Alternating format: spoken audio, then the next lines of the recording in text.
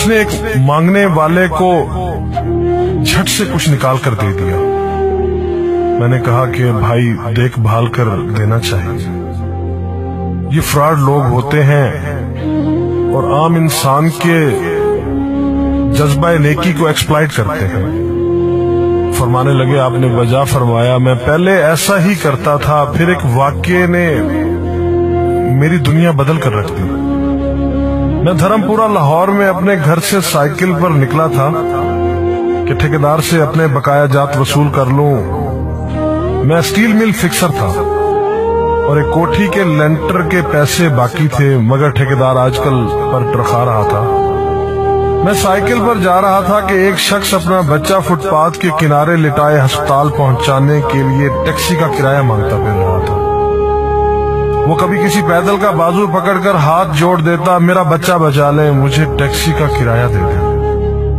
तो कभी मोटरसाइकिल वाले को हाथ देकर रोकता, कभी किसी कार वाले के पीछे भागता कि वो कार में उसके बच्चे को अस्पताल पहुंचा दे।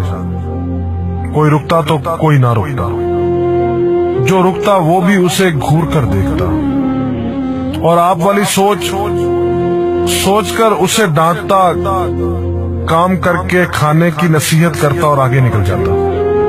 मैं जो साइकिल साइड पर रोक के एक पांव जमीन पर टेके उसका तमाशा देख रहा था, अचानक उसकी नजर मुझ पर भी पड़ी। उसने मेरी साइकिल का हैंडल पकड़ लिया। भाईजान खुदा के लिए मेरे बच्चे की जिंदगी बचा ली, उसको सख्त बुखार है, आप नीचे उतर कर उसको देख तो नहीं, आपको यकीन आ जाएगा। आप देंगे तो शायद किसी और को भी एतबार आ जाए, मगर मैं भी आपकी तरह सोच रहा था। फिर जिस जारहाना अंदाज में उसने मेरी साइकिल का हैंडल पकड़ रखा था, लगता था कि इधर मैं साइकिल से उतरा और उधर वो साइकिल पकड़कर भाग जाएगा। मैंने भी उसे काम करके खाने की तलकीन की और पिछले जुमे में सुनी हुई हदीस उसको भी सुना दी। कमाकर खाने वाला अल्लाह का दोस्त होता है, और अपना हैंडल छुड़ाकर बुड़बड़ाता हुआ आगे चल पड़ा। हरामखोर हमें बेवकूफ समझते हैं। 2-3 घंटे के बाद जब मैं बकाया जात वसूल करके वापस आया तो वो अभी उसी जगह खड़ा मांग रहा था। बच्चे को अब वो सड़क के पास ले आया था और उसके चेहरे से कपड़ा भी उठा रखा था। वो धाड़े मार मार कर रो रहा था। अब वो बच्चे के कफन दफन के लिए मांग रहा था। मैंने साइकिल को रोककर पांव से नीचे टेका और मैयत के चेहरे की तरफ देखा। फूल की तरह मासूम बच्चा जिंदगी की बाजी हार गया था। मेरे रोंगटे खड़े हो गए।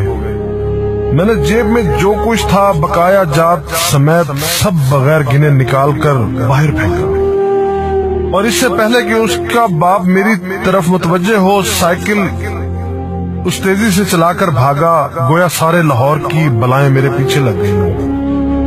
मैं घर पहुंचा तो मेरा बुरा हाल था। थोड़ी देर बाद मुझे बुखार ने आ घेरा। बुखार भी कुछ ऐसा था गोया मेरे सारे गुनाहों का कफारा उसी बुखार से होना था। घर वाले मुझे अस्पताल के लिए लेकर निकलते और मैं चारपाई से छलांग लगा देता। मुझे अस्पताल नहीं जाना था। मैं उसी बच्चे की तरह एड़ियां रगड़ रगड़ कर मरना चाहता था। 2-3 दिन के बाद बुखार को तो आराम आ गया, मगर मैं जहनी मरीज बन गया। मुझे लगता गोया मेरा अपना अकलौता बेटा जो 3री क्लास में पढ़ता था वो उस बच्चे के कफारे में मर जाएगा। मैंने बच्चे का स्कूल जाना बंद कर दिया। बीवी के बार बार इसरार के बावजूद मैं बच्चे को स्कूल तो क्या दरवाजा खोलने भी नहीं जाने देता था। 40 दिन गुजर गए थे और बच्चे का नाम स्कूल से कट गया था। वाइफ ने अपने भाई से बात की जो दुबई की कंपनी में कैशियर था। उसने मुझे बाहर बुलाने के लिए पासपोर्ट बनाने को कहा, मगर एक तो मैं शनाख्ती कार्ड भी पैसों के साथ निकालकर बच्चे की मैयत पर फेंक आया था। दूसरा, मैं खुद भी बच्चे को अकेला छोड़कर बाहर नहीं जाना चाहता था। वो 40 दिन कयामत के 40 दिन थे। 40वें दिन 10 बजे के लगभग हमारे घर का दरवाजा बजा। दरवाजा मैंने खुद ही खोला और सामने उस बच्चे के बाप को देखकर मुझे चक्कर आ गया। मुझे लगा जैसे हम दोनों आमने सामने खड़े खला में चक्कर काट रहे हैं। दरमियान में बच्चे का चेहरा भी आ जाता। मेरी कैफियत से बेखबर उस बाप ने मुझे दबोच लिया और फूट फूट कर रोना शुरू कर दिया। وہ کچھ کہنے کی بجائے میری ٹھوڑی کو ہاتھ لگاتا اور اسے چوم لیتا، جبکہ میں پتھر کا بت بنے اس کی گرفت میں تھا کہ اچانک مجھے جھٹکا لگا اور میری چیخ کچھ اس طرح نکلی جیسے کسی کو پانی پیتے وقت اچھو لگ جاتا ہے اور پانی اس کے منہ اور ناک سے بہہ نکلتا ہے۔ میں اس بچے کے باپ کو سختی کے ساتھ سینے سے لگائے یوں رو رہا تھا گویا اس کا نہیں بلکہ میرا بچہ مر گیا ہے۔ ہمارے رونے سے گھبرا کر پورا محلہ اکٹھا ہو گیا تھا۔ آہستہ آہستہ 40 دنوں کا غبار نکلا، اس کو میں گھر میں لے کر آیا۔ محلے والے بھی آ گئے تھے جنہوں نے اس آدمی سے بہت افسوس کیا۔ کچھ دیر بعد اس نے اپنی جیب سے میرا شناختی کارڈ نکالا اور مجھے واپس کیا، پھر جیب میں ہاتھ ڈال کر کچھ پیسے نکالے اور میرا شکریہ ادا کر کے کہنے لگا کہ آپ کے پیسے بڑے برکت والے تھے، شاید آپ کے خلوص کی برکت تھی کہ میرے بہت سارے کام ہو گئے۔ سارے اخراجات کے بعد کچھ پیسے بچ گئے تھے، ان میں کچھ پیسے میں نے ادھار لے کر ڈالے ہیں، یہ آپ قبول کر لیجئے، باقی میں بہت جلد آپ کو واپس کر دوں گا۔ میں نے پیسے واپس لینے سے سختی کے ساتھ انکار کر دیا اور منت سماجت کر کے اسے پیسے رکھنے پر راضی کر دیا۔ اس کے بعد میں یہاں بطور اسٹیل فکسر آ گیا۔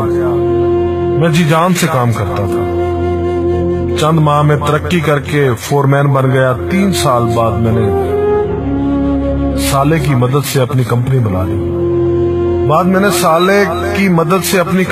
لی۔ اور اس بچے کے والد کو بھی اپنی کمپنی میں بلا لیا۔ آج وہ میری کمپنی میں فورمین ہے۔ اس بچے کے بعد اللہ نے اس سے 2 بیٹوں اور 1 بیٹی سے نوازا ہے۔ میں اسے آپ سے ملواؤں گا، مگر اسے سائیکل والا قصہ مت بیان کیجیے۔ وہ آج تک نہیں پہچانا کہ میری سائیکل روک کر اس نے مجھ سے سوال کیا تھا۔ وہ مجھے ولی اللہ سمجھتا ہے جس نے اس بچے کی لاش دیکھ کر سب کچھ نکال کر دے دیا۔ قاری صاحب، اس دن کے بعد میں کسی کو خالی ہاتھ نہیں لوٹاتا۔ قاری صاحب، اس دن کے بعد میں کسی کا ہاتھ خالی نہیں لوٹاتا۔ تھوڑا سا دینے سے نہ وہ امیر ہوتا ہے اور نہ میں غریب ہوتا ہوں۔ بس دل کو تسلی ہوتی ہے کہ میں اس بچے کا خون بہا ادا کر رہا ہوں۔ رہ گئی لوٹنے کی بات تو قاری صاحب، ہمیں کون نہیں لوٹتا؟ جوتے والا ہمیں لوٹتا ہے، کپڑے والا ہمیں لوٹتا ہے، سبزی اور گوشت والا ہم کو لوٹتا ہے۔ اتنا لوٹنے کے بعد اگر کوئی ہمیں اللہ کے نام پر لوٹ لے تو شاید حشر میں ہماری نجات کا سامان ہو جائے کہ یہ بندہ میری خاطر میرے نام پہ لوٹتا رہا۔